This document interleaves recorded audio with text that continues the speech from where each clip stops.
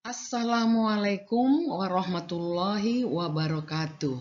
Selamat bertemu kembali dengan saya Ibu Ipa Ratna Mutiara dalam video pembelajaran Bahasa Indonesia tentang teks laporan hasil observasi.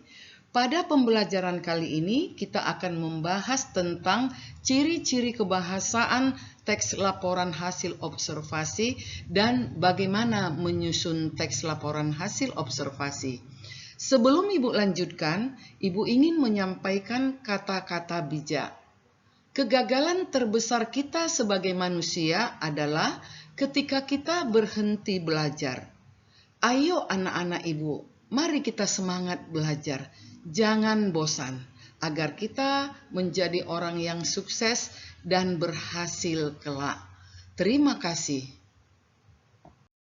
Anak-anak Ibu yang hebat, sebelumnya kita sudah mempelajari tentang struktur teks laporan hasil observasi. Pada pembelajaran ini kita akan membahas ciri-ciri kebahasaan teks laporan hasil observasi. Ikuti penjelasan Ibu berikut ini. Anak-anak Ibu yang hebat, sebelumnya kita sudah membahas tentang struktur teks laporan hasil observasi. Pada pembelajaran kali ini kita akan membahas ciri-ciri kebahasaan teks laporan hasil observasi. Ikuti penjelasan Ibu berikut ini. Anak-anak Ibu, adapun ciri-ciri kebahasaan teks laporan hasil observasi yang pertama adalah kata serta frasa, verba, dan nomina banyak digunakan di dalam teks laporan hasil observasi. Untuk memahami hal tersebut, kamu harus mengetahui apa perbedaan antara kata dan frasa. Kata adalah satuan bahasa terkecil, dapat memiliki arti maupun tidak, dan bersifat bebas. Frasa merupakan gabungan beberapa unsur, namun tidak melebihi batas fungsi. Artinya, sekalipun terdiri atas beberapa unsur, namun hanya memiliki satu fungsi dalam sebuah kalimat. Selain itu, frasa merupakan kelompok kata yang non-predikatif atau tidak menduduki subjek dan predikat. Anak-anak Ibu, mari kita lihat contoh nomina. Berkedudukan sebagai kata yang ada pada paragraf 1 teks wayang, yaitu kata wayang. Kemudian sebagai frasa, seni pertunjukan yang telah ditetapkan sebagai warisan budaya asli Indonesia.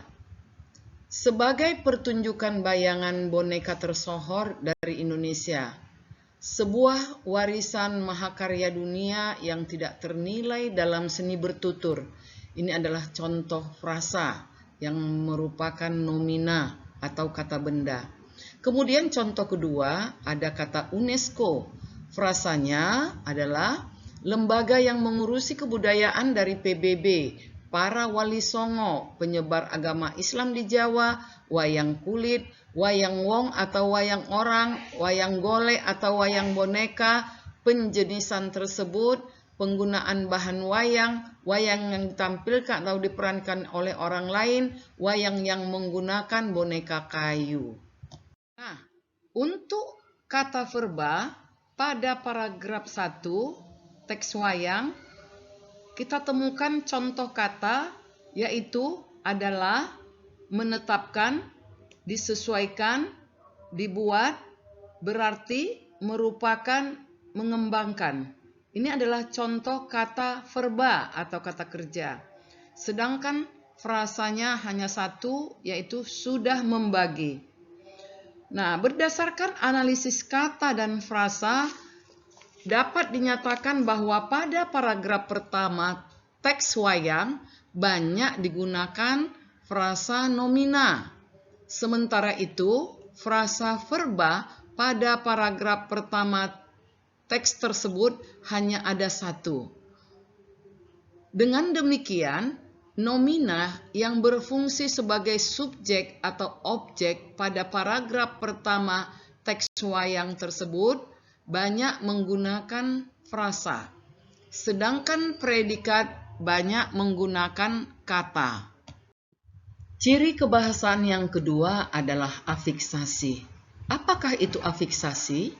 Afiksasi adalah proses pembentukan kata dengan cara menggabungkan afiks pada bentuk dasar atau juga dapat disebut sebagai proses penambahan afiks atau imbuhan menjadi kata. Hasil proses pembentukan afiks atau imbuhan itu disebut kata berimbuhan. Anak-anak ibu, bagaimanakah contoh afiksasi? Berikut ini beberapa contoh afiksasi. Saya hanya membacakan 3 contoh saja. Yang pertama, kata berimbuhannya disebut. Ini termasuk jenis kata kerja atau verba. Imbuhannya adalah awalan di. Kata dasarnya adalah sebut. Maka afiksasinya adalah disebut. Contoh kedua, kata berimbuhannya menakutkan. Jenis katanya verba. Imbuhannya adalah menasalkan. Kata dasarnya takut. Maka bentuk kata berimbuhannya adalah menakutkan. Contoh ketiga, kemampuan. Jenis katanya nomina atau kata benda. Imbuhannya kean. Kata dasarnya mampu. Maka bentuk kata berimbuhannya adalah kemampuan. Begitu juga dengan contoh-contoh berikutnya. Silahkan dibaca. Ciri-ciri kebahasaan teks laporan hasil observasi berikutnya adalah kalimat definisi. Apa itu kalimat definisi? Kalimat definisi adalah kalimat yang merupakan kalimat yang menjabarkan suatu hal, memberikan informasi atau definisi. Biasanya ditandai dengan kata adalah, bahwa, merupakan, ialah, dan lain-lain. Contoh, wayang adalah seni pertunjukan yang telah ditetapkan sebagai warisan budaya asli Indonesia. Wayang golek adalah wayang yang menggunakan boneka kayu sebagai pemeran tokoh. Wayang wong, bahasa Jawa yang berarti orang, adalah salah satu pertunjukan wayang yang diperankan langsung oleh orang. Wayang suket merupakan tiruan dari berbagai figur wayang kulit yang terbuat dari rumput. Dalam bahasa Jawa, suket. Berikutnya adalah kalimat deskripsi. Apakah kalimat deskripsi itu? Kalimat deskripsi adalah kalimat yang menggambarkan sifat-sifat atau ciri-ciri khusus dari suatu benda. Sifat-sifat tersebut biasanya merujuk pada hal khusus yang bisa ditangkap oleh panca indera. Misalnya berupa ukuran seperti besar, kecil, tinggi, rendah. Warna seperti merah, kuning, hijau. Rasa seperti manis, pahit, getir, dan sebagainya. Contoh, yang pertama, wayang ini terbuat dari kulit kerbau yang ditatah dan diberi warna sesuai dengan kaidah pulasan wayang pendalangan. Diberi tangkai dari bahan tanduk kerbau bule yang diolah sedemikian rupa dengan nama cempurit yang terdiri atas tuding dan gapit. Contoh kedua, wayang purwa terdiri atas beberapa gaya atau gakrak, seperti gakrak Kasunanan, Mangkunegaraan, Ngayogyakarta, Banyumasan, Jawa Timuran, Kedu, Cirebon, dan sebagainya. Ciri kebahasaan yang kelima adalah kalimat simpleks. Kalimat simpleks atau kalimat tunggal adalah kalimat yang terdiri dari satu klausa, yaitu kalimat yang memiliki subjek dan predikat atau predikatif. Berikut adalah contoh kalimat simpleks dengan bermacam pola. Contoh 1. Ada beragam jenis topeng di museum ini. Polanya adalah predikatnya ada, beragam jenis topeng subjek, di museum ini keterangan. Contoh kedua, kelelawar merupakan hewan unik. Subjeknya adalah kelelawar, merupakan adalah predikat, hewan unik adalah pelengkap. Contoh ketiga, wayang tersebut berbentuk pipih seperti wayang kulit. Subjeknya adalah wayang tersebut berbentuk predikat, pipih objek, seperti wayang kulit keterangan. Adapun ciri yang keenam adalah kalimat kompleks atau kalimat majemuk, yaitu kalimat yang memiliki dua atau lebih klausa, terdiri dari dua macam. Yang pertama, kalimat majemuk setara. Kalimat majemuk setara memiliki dua klausa yang setara dalam suatu kalimat. Biasanya ditandai dengan penggunaan konjungsi koordinatif atau setara. Yang kedua, kalimat majemuk bertingkat. Kalimat majemuk bertingkat memiliki klausa ganda yang tidak sama atau berada di bawah fungsi utama suatu kalimat. Fungsi-fungsi utama membentuk induk kalimat atau klausa atasan. Fungsi-fungsi yang membentuk tingkat yaitu yang mengikuti konjungsi subordinatif disebut klausa bawahan atau anak kalimat. Biasanya menggunakan konjungsi subordinatif atau bertingkat. Contoh kalimat kompleks setara, kelelawar aktif pada malam hari tetapi tidur pada siang hari. Kalimat ini terdiri dari dua klausa. Klausa pertama, kelelawar aktif pada malam hari yang memiliki pola subjek predikat keterangan. Klausa kedua yaitu tidur pada siang hari yang terdiri dari pola kalimat predikat dan keterangan. Kedua kalimat ini dihubungkan dengan konjungsi koordinatif atau konjungsi setara. Contoh kalimat kompleks bertingkat, keberadaan The Topeng tidak dapat dipisahkan dengan Museum Angkut karena kedua tempat ini berada di satu tempat yang sama.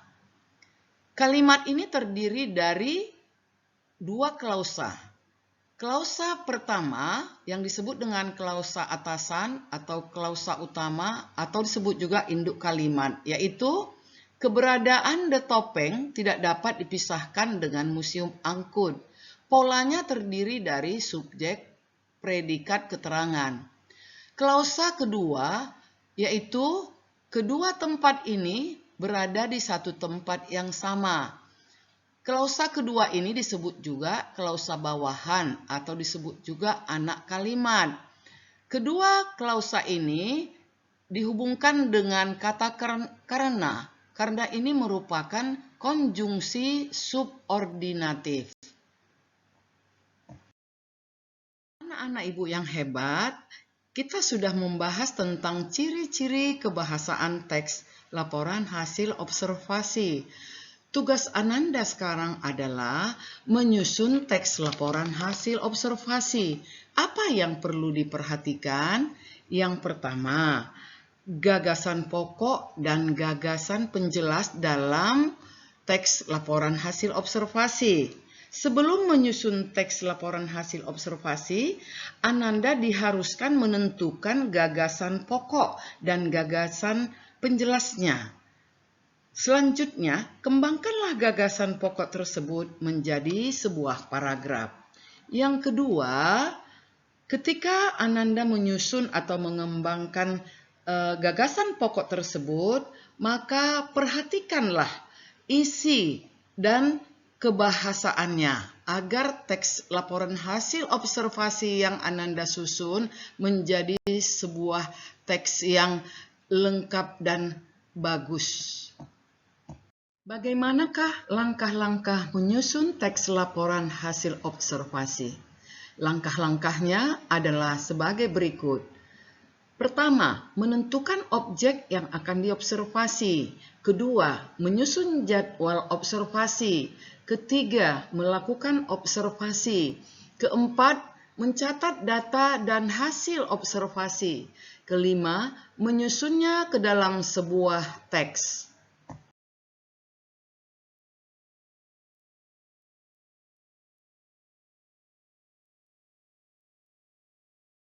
Demikian pembelajaran kita tentang teks laporan hasil observasi. Atas perhatian Ananda, saya ucapkan terima kasih. Semoga bermanfaat. Sampai jumpa.